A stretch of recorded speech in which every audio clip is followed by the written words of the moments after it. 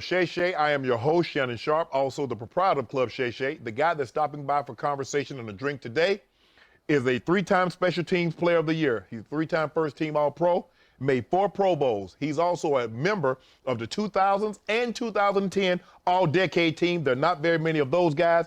He's also a member of the 100th Anniversary Teams, which means he's one of the 100 greatest players in NFL history of the 20,000-plus players that's ever played. 100 greatest Bears of all time, University of Miami Sports Hall of Famer, Hurricane Hester. Anytime, the Windy City Flyer, Devin Hester. Dev, what's up, bro? What's up, baby, man? I'm hanging in there. How about yourself? Man, I'm great. Man, when you hear me reading out our special teams and the All-Pro and the All-Decades 2 times, there are not very many of those guys. The 100th Anniversary Team. When you hear all these accolades, what do you think? Man, it's just, to be honest, a great career by a football player, from high school all the way up to college and then in the pros, you know what I mean? Those are type of stats and statistics that a football player dream and love to accomplish once they finish their career. Right. Congratulations on being nominated in your first year of eligibility for the Pro Football Hall of Fame. What would it mean for Devin Hester, a returner, basically a special teams player? Because there are not very many. If I'm not mistaken, Morton Anderson, Ray Guy, Jan Stenerud, George Blanda, who started the part, he was a kicker and a quarterback, but you were primary a returner. What would it mean for Devin Hester to get into the Pro Football Hall of Fame in his first year of eligibility? Yeah, it would, to be honest, man, it would mean a lot to me, man. This is something that we're just not talking about an award that anybody gets. Right. When you talk about the Hall of Fame, man, this is the greatest among greatest. This is like when you go back to the ancient day, you talk about Achilles, Troy, the Greek gods. Like those names are among all the warriors that was fighting. So in this situation, when it comes to football, man, the Hall of Fame is every dream come true for a kid, man. And for me to make it, man, it really not only for me to make it, but to open up the doors. Because if I do make it, and when I do make it, I would be the first one as a kickoff and punt returner that makes the Hall of Fame. So for me, that's very special to open up doors for the younger ones coming up, but not only for myself, but to put a cherry on top of my career, man. You mentioned if you play football, the Pro Football Hall of Fame is the football heaven. It's football mecca.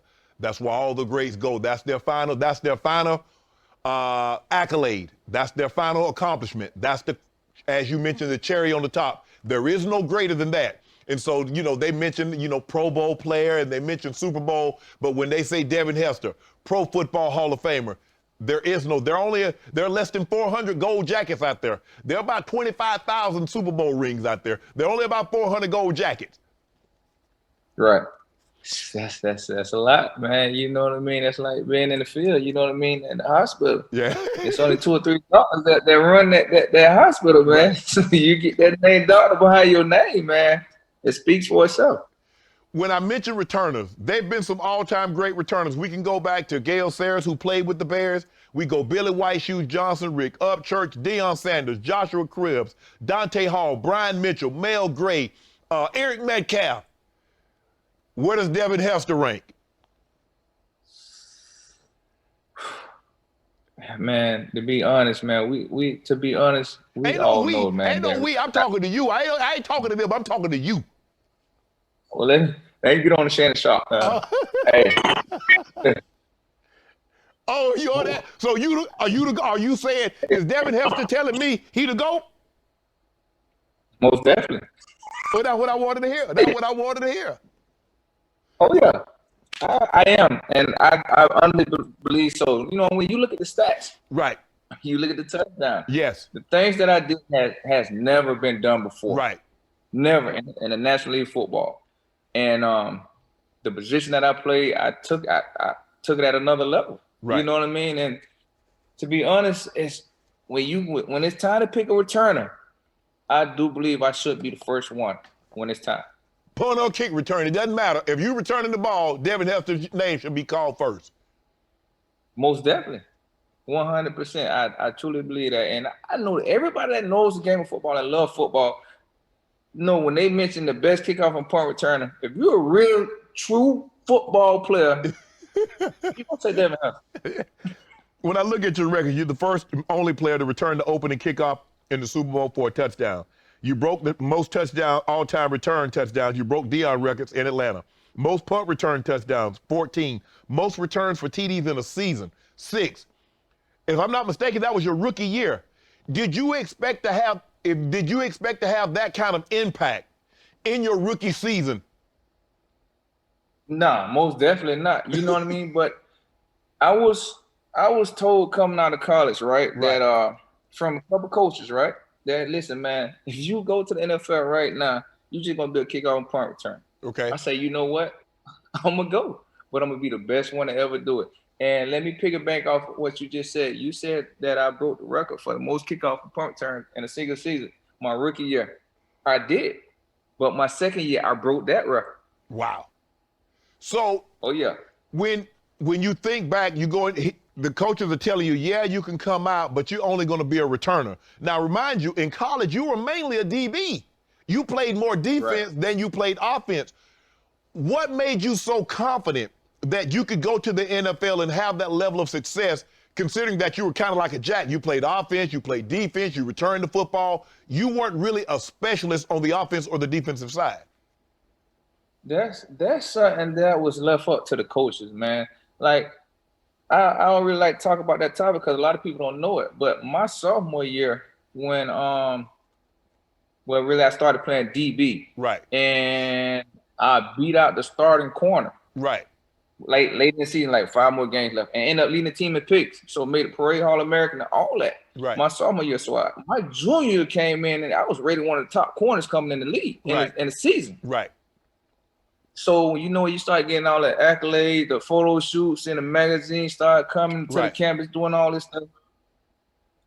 My D coordinator didn't like it. He was like, you know what I mean? You blowed up too quick. You're on the scene too fast. We're going to sit you down. So, what kind of ball I got knocked down to 13, man, spring ball, man. And I approached him about the situation. Like, listen, I'm not that type of player that feed off all the accolades and All-American and Playboy All-American and all that. That's not what I want. I want to come in here and contribute as being one of the starting corners on this team and do my best. Right. And so I approached him about the situation, and it didn't go the way that he wanted because he was like, I don't care what you're saying. We finna sit you down. There's too much spotlight on you. And I said that bullshit, you know what I mean? And I got up and walked out. He was like, that's all. He was like, and he called me, and I didn't come back. And so he stuck his head out the door. He said, as long as you play here, you would never play another down for me as long as you play here. And I set the bench my whole junior year at Cone. So I just did kickoff and punt return. And I said, you know what? I'm going to be the best kickoff and punt return that is. So that's where my cornerback career just pretty much ended, man. So that was one of the reasons you also left early. You're like, man, I got to get up out of here. I might do something bad to somebody because they tried to mess up my money. Apparently that's what really happened, man. So I was like, I really just got drafted off my sophomore year, what I did my sophomore year when I did have the opportunity to play. Right. When you look at the way the game is shifted now, the rules that they've implemented, no more 3-man wedges, no more 2-man wedges, no more holding hands. You remember when you came, you have 3 of those, you have 3 D tackles or 2 D tackles of the offensive lineman holding hands, and then here we come. We got 1,000 pounds looking to blow somebody up. They're no longer allowing you to do that, obviously, for concussions, for the health of the players now. Do you believe your records in the return game will be broken? I think from them just moving the kickoff up forward, you know what I mean, and allowing the kickers to kick it deep in the end zone. When I was in the league, you know, after my 3rd or 4th year when they had the negotiation about changing the rules. Right. My special team coach, which is the best, I would say the best team coach in the NFL, which is Dave Toll, who was at Kansas City Chiefs right now. But he brought it to my attention, like, hey, we getting ready to go to a meeting. They're having a meeting about moving the kickoff up. Right. And so he was like, be ready for it. And so when he came back, he said, you know what? When we had the meeting, out of 32 teams, everybody agreed on moving it up beside me. And everybody said, well, we don't have no Devin Hester, so we want to move it up. Right. That's why they moved it up.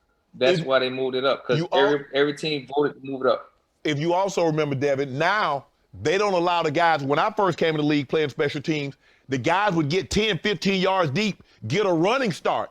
So when the kicker hit the ball, everybody's in a dead sprint. So by the time the wall set up and they looked around, the guy was in his hip pocket running past him. And you also was one of those guys that said your coach would tell you, I don't care how deep they kick it, bring it out. Come on, take it out. Take it out. Take it out. What does that mean? Because you see now, basically, if the ball 2 yards deep in the end zone, you see everybody's like, okay, we good. We straight. We ain't break it out. You was like, hey, they already knew Devin Hester coming out with it. So, hey, they can't kick it. Unless they kicked it out of the end zone, you coming out with it. Hey, you know how the kickoff team, they get points for sprinting the end zone? Yes. Yes. Every team we played, they were getting points because, listen, they had to sprint to that end zone because they knew I was coming out. So what would you say what's the best attribute to have if you are a returner? Is it speed? Is it vision? Is it quickness? Is it elusiveness? What's the number one thing you need? I would say it's hard to narrow it down to one. Okay. Because you gotta have. Okay, give me your most important. Okay, give me the. Okay, if there's 4 or 5 of them, give me the list of importance going 1 to 5. So what's the number one thing you need? Vision. Okay, vision. 1. 2, speed. Okay. 3, the heart of a lion. Okay. You know what I mean? A lot of people got speed, a lot of people got vision, but when it's time to hit that hole, and you got 100 people coming, and you look, and then you looking up in the sky, and that ball hangs for you got 4 or 5 seconds in your clock. You know what I mean? You got 4 or 5 seconds to catch the ball, and that ball hanging on 6 seconds. Hey, you look it up. A lot of people gonna throw their hand up. They gonna throw their hand up. You absolutely right. And then you go back in the film room and you put your hand on it. You got the closest guy 10 yards from you. Right. They're like, what you doing? Man, listen, that ball was hanging too long, man. So what's of your returns, what was the return? Because I remember you played a game against the Broncos, and the Broncos were winning the entire game. They were dominating. And then all of a sudden they made a mistake. And they kicked 2 of them to you. And you brought them both back. If you have a game, what's your favorite game in which you brought a punt back or a kick return back?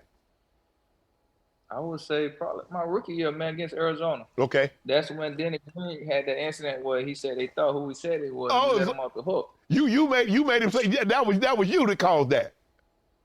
Oh yeah, I caused a lot of things in the league, Shannon. But yeah, man, I would say that game because we went into the halftime down 3 to like 24, man. Right. It was beating out behind. You know what I mean? And then that's the time where that 2006 season where we kind of depended on the defense and the special team. Right. That pretty much carried us all the way to the Super Bowl. So offense was struggling, and them boys came out and had a great game plan and put 24 points up quick on us. So we went in the half, man, and you know, as the veteran guys kind of brought all the guys up and said, man, listen, we continue to fight, man. We got a special team here. We continue to fight. We're gonna pull it out. Man, the defense started clicking, getting turnover left and right. And then shoot, 3 minutes left in the game. We down 4 or 5 points. It's punt return call. So I'm looking like it's my time to put on the show now. Yeah. So let me ask you a question. So let's